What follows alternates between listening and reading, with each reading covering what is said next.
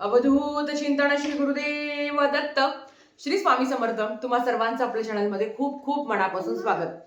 आजच्या व्हिडिओमध्ये ह्या पौष महिन्यामध्ये आपण सूर्यनारायणाची उपासना कशी करावी, ह्या संपूर्ण पौष महिन्यामध्ये रोज सूर्यनारायणाची उपासना कशी करावी आणि सूर्यनारायणाची उपासना केल्यानंतर आपल्या आयुष्यामध्ये काय बदल घडतो त्या संदर्भातलीच माहिती बघणार आहोत. तर चला व्हिडिओला सुरुवात करूया. सगळ्यात आधी सर्वप्रथम 21 डिसेंबर 2025 ला आपला नवीन महिना सुरू होतो, ज्याला आपण पौष महिना म्हणतो. आणि त्याच्यानंतर 18 जानेवारी 2026 पर्यंत पौष महिना असणार आहे. आता पौष महिना बऱ्याच काही संभ्रम आले. ताई, पौष महिन्यात काय सेवा करू शकतो? पौष महिन्यात गुरुचरित्राचे पारायण करू शकतो का? पौष महिन्यात आपण जे काही मार्गशीर्ष गुरुवाराचं उद्यापन करू शकतो का? पौष महिन्यात देवाला जाऊ शकतो का? तर मला एक सांगायचं आहे, कुठलाच महिना वाईट नाही. पौष महिन्यात घर खरेदी करू शकता, हो करू शकता. पौष महिन्यात देवीला जाऊ शकता का, कुलदेवीला? प्रत्येक महिना खूप महत्वाचा असतो आणि ह्या प्रत्येक महिन्यामध्ये आपल्याला देवाची उपासना करायची असते. देवाचं व्रतवैकल्य करण्यासाठी कुठलाच महिना वाईट नाही आहे. उलट पौष महिना हा सूर्यनारायणाच्या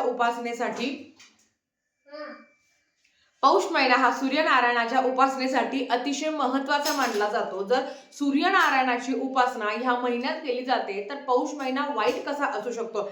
अर्थात तुम्ही पौष महिन्यात गुरुचरित्राचं पारायण पण करू शकता आणि ह्याच पौष महिन्यात तुम्ही दुर्गा सप्तशती ग्रंथ असो किंवा जे काही आपण दर महिन्याला गुरुचरित्राचं पारायण करतो ते सुद्धा करू शकता. थोडक्यात काय, सगळी सेवा तुम्ही ह्या पौष महिन्यात करू शकता. उलट हा पौष महिना अन्नदानासाठी, दानासाठी सुद्धा तेवढाच महत्वाचा आहे. आता सगळ्यात आधी ह्या पौष महिन्यामध्ये आपल्याला दररोज सूर्यनारायणाची उपासना कशी करावी त्या संदर्भातली माहिती बघणार आहोत. ह्या पौष महिन्यामध्ये दर रविवारी आपण सूर्यनारायणाचं व्रत करत असतो, पण प्रत्येकाला ते व्रत करणं शक्य होत नाही. किंवा फक्त रविवारीच देवाची पूजा करायची का, सूर्यनारायणाची पूजा करायची का? तर नाही. या पौष महिन्यामध्ये दररोज सूर्यनारायणाची पूजा आपल्याला करायची असते. आता बघा, सकाळी उठल्यावर सूर्यनारायणाची पूजा ही जेव्हा सूर्य तापतो म्हणजे 10:30 नंतर खूप जास्त, आता थंडी असल्यामुळे आपल्याला काही जाणवत नाही, पण 10:30 नंतर सूर्य खूप जास्त प्रमाणात तापतो. तो तापलेल्या सूर्याची पूजा नाही करत आपण. बरेच लोक सूर्याला अर्घ्य देतात, मग ते 11:30-12 वाजता देतात. ते पूर्ण चुकीचं आहे. सूर्याला अर्घ्य देणं म्हणजे सूर्याच्या उपासनेचा सगळ्यात महत्वाचा भाग असतो.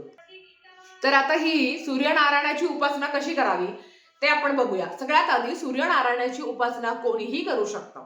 आता आपण ही जी काही सेवा आहे ह्या पौष महिन्यामध्ये किंबहुना दररोज केली पाहिजे. आपल्याला माहिती आहे की पौष महिन्यानंतर म्हणजे पौष महिन्यामध्येच उत्तरायण सुरू होतं आणि मकर संक्रांती अतिशय पवित्र असा सण असणार आहे, जो स्त्रियांचा खूप जास्त जवळचा असतो. कारण ह्याच महिन्यामध्ये आपण हळदी कुंकू सुद्धा करत असतो. रथसप्तमी पर्यंत दूध उतू जाऊ देणे ही सुद्धा परंपरा असते.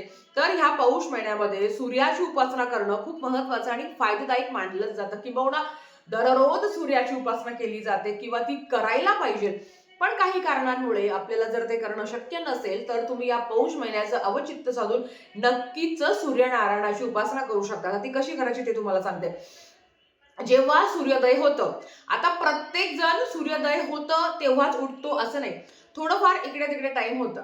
पण लवकरात लवकर सूर्याचं दर्शन झाल्यावर तेव्हा सूर्याला अर्घ्य देणं, सूर्याला जल अर्पण करणं ही सेवा दररोज केली पाहिजे ह्या पौष महिन्यामध्ये. आता ताई, सूर्याला जल कधी अर्पण करायचं? तर 6:30, 7, 7:30, 8च्या दरम्यान. याच्या नंतर मध्ये 9, 9:30, 10, 10:30 पर्यंत करू नका. लवकर जेव्हा सूर्यनारायणाचं दर्शन होतं आणि उगवता सूर्य बघणं खूप भाग्याचं असतं. पण मी अगेन सांगते की काही कारणांमुळे जर आपल्याला खूप लवकर उठणं शक्य होत नाही, पण तरी सुद्धा लवकरात लवकर 7:30, 8च्या आधी तुम्हाला सूर्याला जल अर्पण करायचं. आता ते जल अर्पण करताना काय करायचं, तर एक तांब्या घ्यावा, त्याच्यामध्ये पाणी टाकायचं आहे, हळद कुंकू अक्षता अर्पण करायचे आहे, एक फूल अर्पण करायचं आहे आणि पांढरे तीळ हे तुम्हाला त्याच्यात टाकायचे त्या पाण्यामध्ये आणि सूर्याला जल अर्पण करायचं आहे. हा मंत्र म्हणत म्हणजे जल अर्पण करत असताना ओम घृणी सूर्याय नमः ह्या मंत्राचा तुम्ही जप करू शकता. हे करून झाल्यावर जिथे आपल्याला सूर्य दिसतो, कारण आपण जी काही सेवा करत असतो ना ती सूर्यदेवाने बघितली पाहिजे, त्यांनी ऐकली पाहिजे. मग सूर्याची उपासना करताना, सूर्याला जल अर्पण करताना एक गोष्ट नेहमी लक्षात ठेवायची. तुम्ही गच्चीवर जाऊन सूर्याला जल अर्पण करू शकता, तुम्ही बाहेर जाऊन सूर्याला जल अर्पण करू शकता, तुम्ही गॅलरीत, तुम्ही खिडकीत पण जल अर्पण करू शकता. पण जे जल अर्पण केलेलं आहे त्याचं जे पाणी आहे ते एका बादलीत घ्यावं. नाहीतर काय होतं, सूर्याला जल अर्पण करतो आणि ते पाणी असंच जातं, म्हणजे पाण्यावर आपले पाय पडतात आणि हे पूर्ण चुकीचं आहे. म्हणून सांगते, हा जर तुम्ही बाहेर जल अर्पण करणार असेल तर अर्थात ते सुकून जातं, किंवा गच्चीवर करणार असेल तर ते सुकून जाणार आहे. पण जर तुम्ही गॅलरीत करणार असाल तर गॅलरीत घरातलं कोणी ना कोणी येतं जातं आणि ते पाय ओलांडल्या जातात, त्या पाण्यावर पाय पडला जातो. असं करायचं नाही आणि ही चूक आहे जी बरेच लोक करतात. एकदा जल अर्पण केलं की झालं, मग त्याच्यावर पाय देणं किंवा ते पाय पाणी ओलांडून जाणं हे चुकीचं आहे. अगदी तुम्ही घराच्या बाहेर जरी करणार असेल आणि जर वारंवार कोणी येतं जातं हे तुम्हाला माहिती असेल तरी सुद्धा तुम्ही एखादं बादली घ्या, एखादं वाडगं घ्या, एखादं पातेलं घ्या, त्या पद्धतीने सूर्याला जल अर्पण करायचं आणि ते पाणी तुळशीला सोडून कुठल्याही झाडाला तुम्ही अर्पण करू शकता. हे रोज सेवा करायची. अर्थात मासिक धर्म असेल, सुतक असेल, विटाळ असेल तर ह्या गोष्टी तुम्हाला त्या 4-5 दिवस तुम्हाला थांबायचं आहे. पण जेवढे दिवस भेटेल तेवढे दिवस सूर्याची उपासना करायची आहे. हे झाल्यावर आता प्रत्येक घरात सूर्य म्हणजे उगवता सूर्य दिसतो असं नाही, पण शक्य असेल तर जिथे उगवता सूर्य दिसतो, नाही तर नाही शक्य होतं देवासमोर बसून सुद्धा आदित्य हृदय स्तोत्राचं पठण करायचं असतं. अगेन तुम्हाला सांगते, जेव्हा तुम्ही जल अर्पण केल्या तिथे उभं राहून जरी तुम्ही आदित्य हृदय स्तोत्राचं पठण केलं तरी चालेल. हे कुठे भेटेल तर हे नित्यसेवेच्या पुस्तकात आहे, नाही तर तुम्ही गुगल सर्च करू शकता. ते तुम्ही मोबाईलवर वाचलं तरी चालतं. म्हणजे आता मी जल अर्पण केल्याने लगेच 2 मिनिटात खाली बसून तुम्ही वाचलं तरी चालतं. नाहीतर आता माझ्या घरातलं सांगते, तर माझ्या खिडकीत ऊन येतं, तर मग मी तेव्हा म्हणजे तुम्ही केलेली उपासना सूर्याने बघितली पाहिजे. अर्थात तुम्ही देवाजवळ जरी बसलात तरी सुद्धा ती सूर्य बघतच असतो, पण तरी पण ती जी उपासना आहे ती सूर्याने बघितली पाहिजे.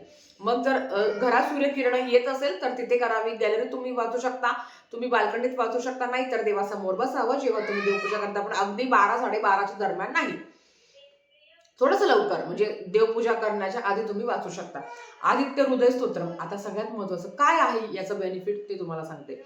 बघा, ज्याच्या पत्रिकेतला सूर्य, आता अर्थात 2026 हे सूर्याचं वर्ष आहे. तुम्हाला एक सांगते, हे सूर्याचं वर्ष असल्यामुळे ह्या संपूर्ण वर्षभरात सूर्याची उपासना करणं खूप महत्वाचं आहे.